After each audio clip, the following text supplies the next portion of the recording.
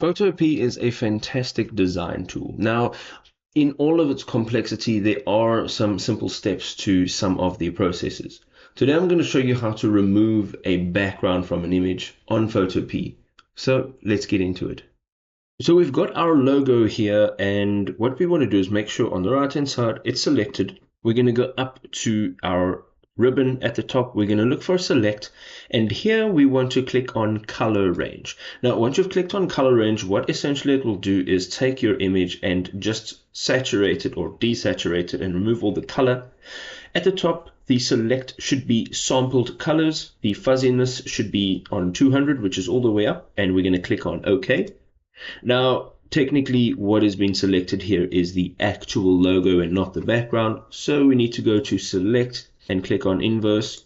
This will swap the selection to the background. We're going to the right hand side. Here we want to click on add raster mask, just like that. Magic, your background has been removed from your logo. We're going to go up to file, export as. You can now export this as PNG.